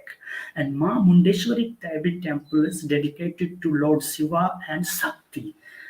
Okay, so this is very important, and the archaeological evidence and findings also says that the temple dates back to about 100 AD to 600 AD. So this is the archaeological findings, and it is a protected monument of our archaeological survey of India. This is a very lesser known temple, in of course in Bihar and around Kaimur district region, lots of people knows that, but still on the global map or on India map, this is a little lesser known, as I said. So please make a trip to that particular Mundeshwari temple. As I said, this is the world oldest functioning Hindu temple. Okay, this is again a famous sun temple of Dev. Dev is in the Aurangabad district of Bihar. And it is very famous for our Chhat Puja. So this is one of the most important temple, sun temple, where during the Chhat Puja, most of the people from different corner of Bihar want to go there and do the Chhat Puja festival. So this sun temple is again one of the ancient sun temple of the country. And this is 8th century temple. Konark is 13th century, but this is 8th century temple, and considerably highly auspicious for Chhat Puja, as I said, and built 8th century CE around. So this is 100 feet tall tower can be seen. And the most important part of this temple is mostly sun temple is designed facing east, but this temple is the only temple in sun temple in the world having an entrance toward the west. So this is very unique, architectural design you will find in any sun temple. And I have one more picture, and the backyard of this sun temple is, you can see those beautifully crafts designings has been done. So this is very important sun temple of Bihar. And something quite similar to the Konark structure you will find. So this is one of the ancient sun temple which is still functioning, having west entrance. So this is in Dev district of Bihar. So Bihar portion I have done. And there are lots of temples to talk about, but we don't have much time to talk all those temples. Now I will take you to the trip of Jharkhand most popular temple, that is called Badnath temple. I'm sure many of you must have visited this sacred Jyotirlinga of Eastern India, one of the 12 Jyotirlinga. And here, this is a very important Jyotirlinga. Important because this is the only place in India where Jyotirlinga and Shakti Peeth is together. Here it is, you can see the two main shrines of the temple are tied with the ropes. So the main big temple is the Shiva, that is the Shiva temple, and that's the Shakti temple. So apart from that, there are about 20 more temples in the premises of this Baba Badrinath temple complex, and where other deities statues will be found, like your uh, Vishnu is there, your Ganesha is there, Vishwakarma temple is there. So lots of temples are there, but main temple is these two one. You can see those two temples are tied up. So this is also a combination of Jyotirlinga and Shakti. Nowhere you will find this combination, out of 12 Jyotirlinga. That is why it has become very unique and very important. And here, the heart of Mata Sati has fallen here. That is why it is also called Hirdaya Peeth. The heart of Mata Sati has fallen over here. Apart from Baba Badrinath temple, you can see other small temples are there in the temple complex. And now,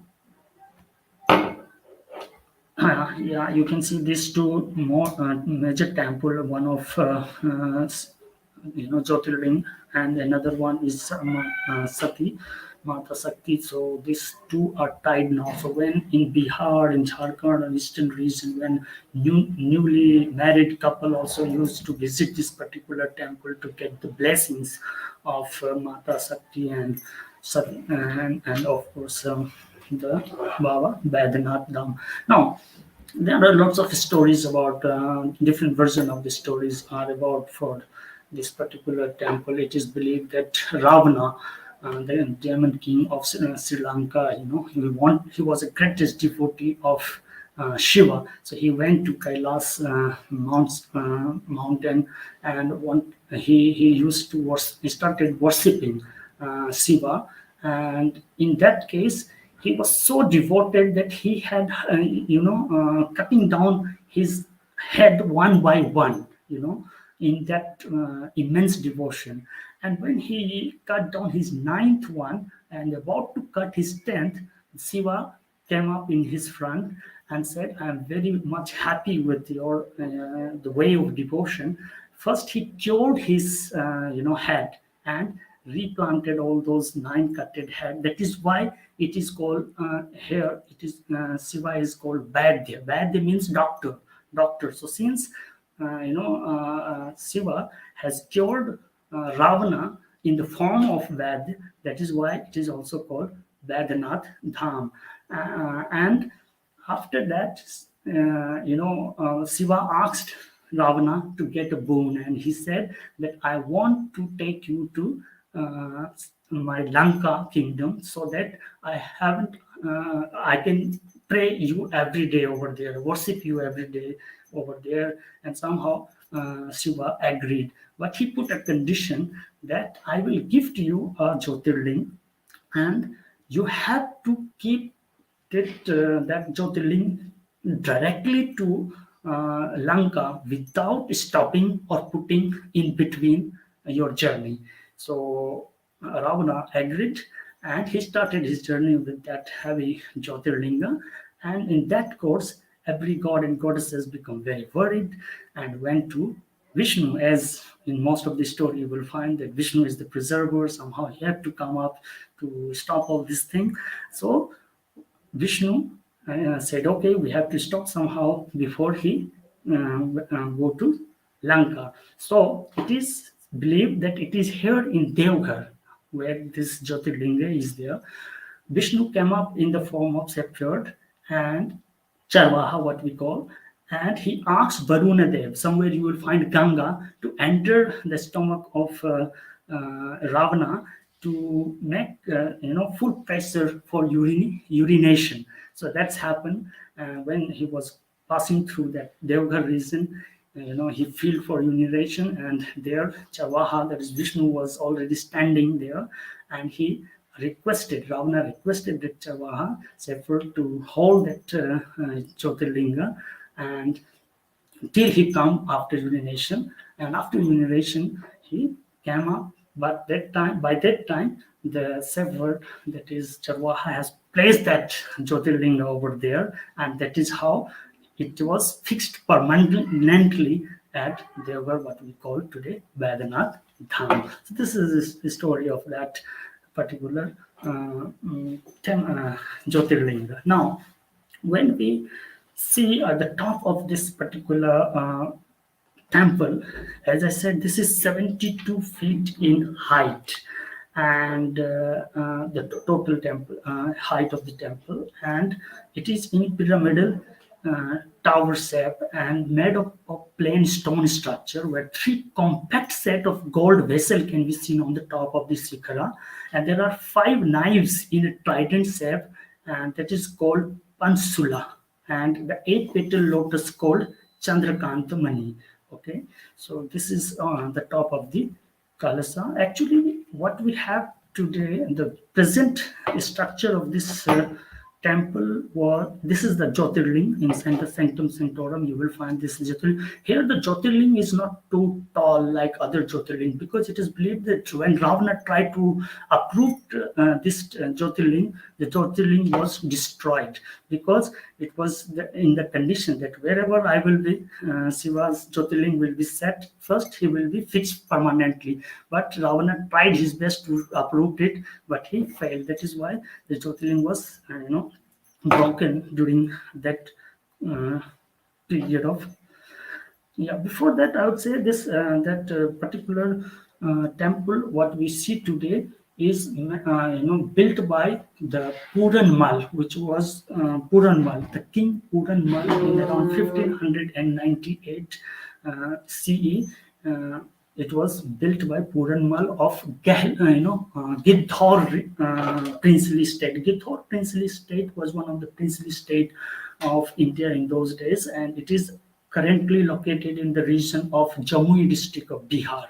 Okay, so Puranmal was the main architect of the modern temple. The earliest structures of the temple is not traceable, and Keating was the first, district magistrate of Singh district, and he personally visited the temple to see the temple, and he found that lots of devotees has used to donate, lots of money used to come. So Keating was the collector of Birbhum and took interest in the administration of the temple.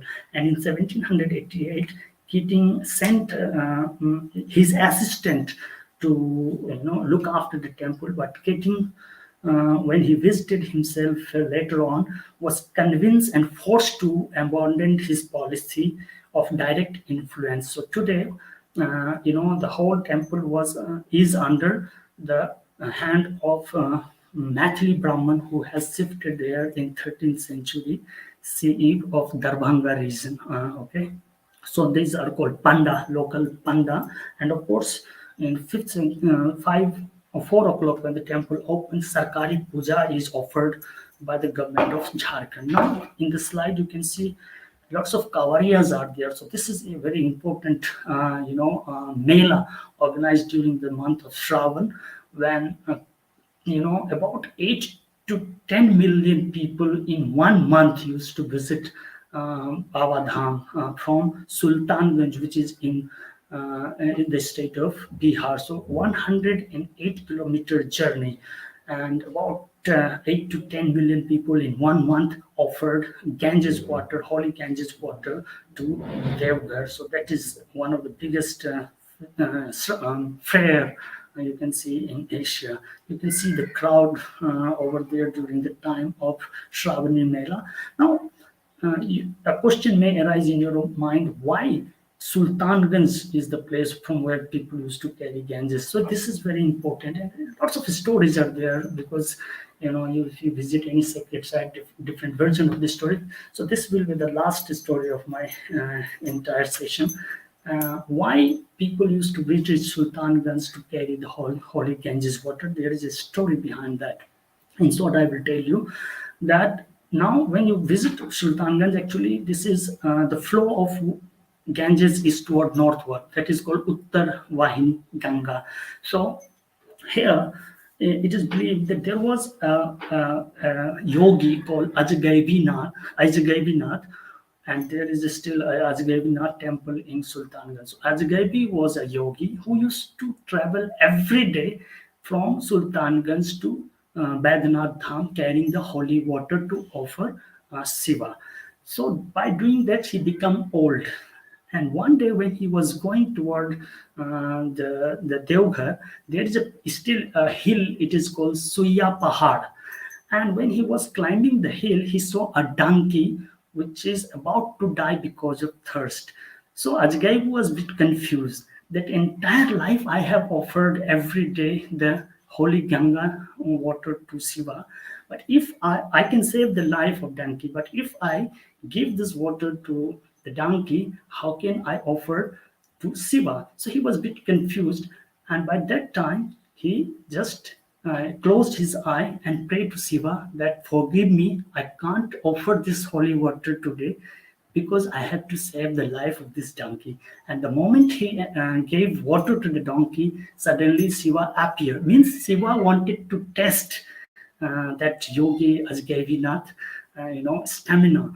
And that's how Shiva blessed Ajgavi that whoever will carry this holy Ganges water from Sultanganj to Devghar for offering the Jyotirlinga will be blessed throughout his life for happiness. And of course, as I said, here in Devghar, Lord Shiva sitting as Bad means doctor. So whoever have any problem in life in their health, definitely they used to go to offer water. This is called Shiv Ganga. So again, stories are there, but I'm not going in that much of detail. Shiv Ganga was again when Ravana was, urinating. After urination, he wanted to touch the Shivalinga, but there was no water in and around. So in anger, he kicked the earth and the water came out. But that's how this pond was created, and that is why it is called Shiv Ganga. Even today, people used to take bath, and it is believed that we have any cause of kind of diseases, it will be washed away, and it is also believed that sin will also washed away. I talk about the present structure. What you see in Devghar is built by the king of Gidhor. So Gidhor actually, they are the descendant of Chandela Rajput dynasty. They come from Chandela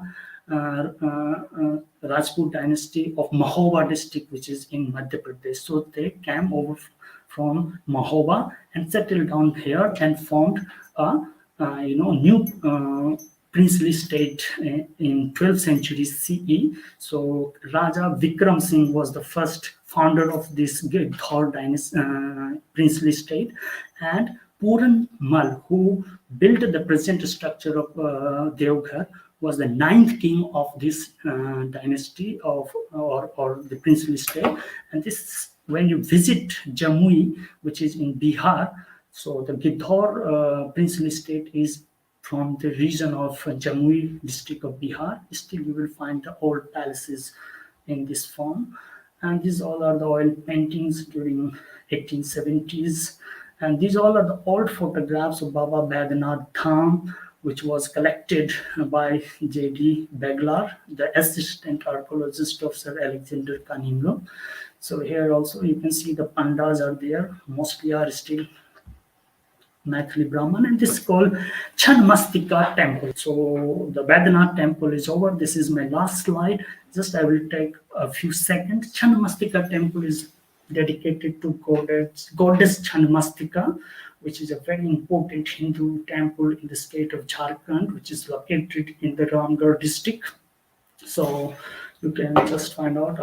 I'm running out of time, so my presentation is over. Now the quiz section. I'm sure that most of you must be waiting about this.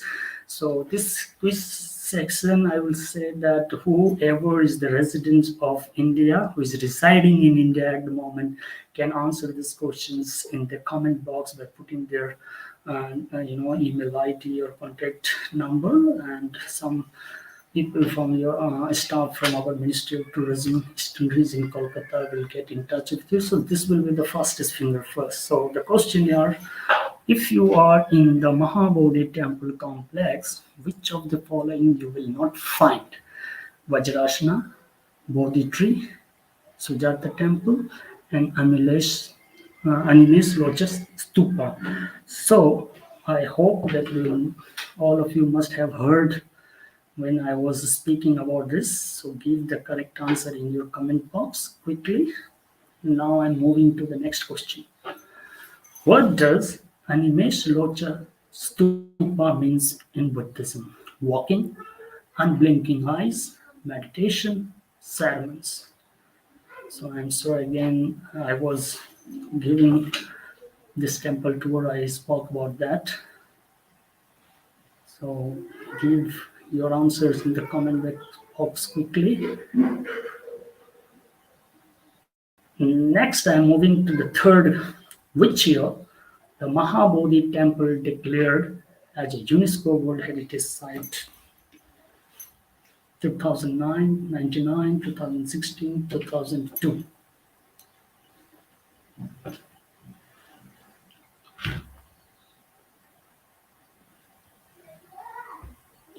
Fourth one, the enlightenment throne of Buddha is also known as Asana, Sutras, Vajrasana, and Dhamma.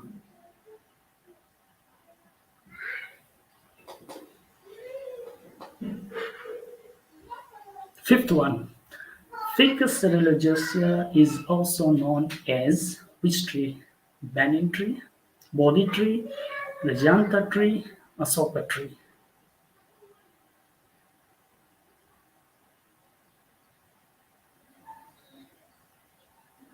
I'm moving to the sixth one. Here is the sixth one. Which year Bodh Gaya Temple Act was passed? 1949, 1892, 1880, and 1940. Which year Bodh Gaya Temple Act was passed? 1949, 1892, 1880, and 1940. Who built the current Badnath temple of Deoghar? Raja Todarmal, Raja Puranmal, Raja Bir Bikram Singh, and Raja Himawat. So this is the questions started from your Jharkhand Badnath temple tour I have just given you. So I hope you must be knowing the name. And the eighth one is, which body part of Mata Sati has fallen at Devghar as it is a Saktipeeth? Eyes, tongue, left hand, or heart? Which body part of Mata Sati has fallen at Devghar? Ninth one, kings of Gidhor belong to which dynasty? Maratha, Sena dynasty, Chandela Rajput, or Harsa dynasty? King of Gidhor belong to which dynasty? Last but not least, the final question coming up. Who led Dalit entry? I'm sorry, I haven't. Okay, just find out. Badanath Dham Temple of Devghar, Sri Anugrah Narayan Singh, Sri Krishna Singh, Mahatma Gandhi, and Rajendra Prasad. So just find out. I'm sorry that I haven't mentioned this.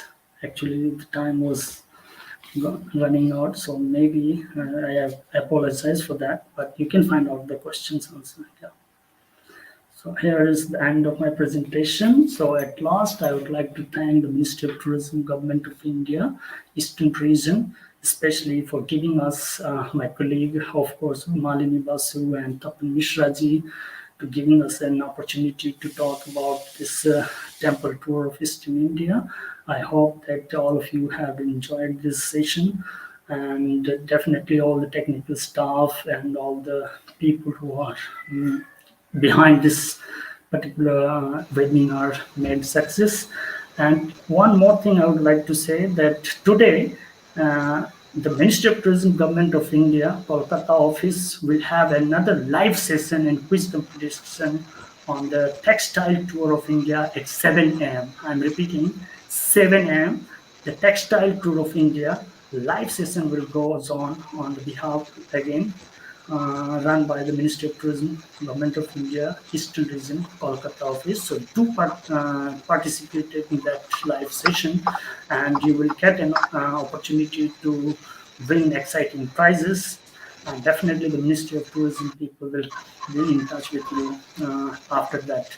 So once again, I would like to thank you, and those who have liked this session, definitely please go on our social media platform and like, subscribe for knowing much more about Eastern India's incredible destinations, live sessions, webinars, and also please do subscribe our YouTube channel, Facebook page, Instagram, Twitter. We are everywhere. So thank you so much. Namaste. Jai Hind.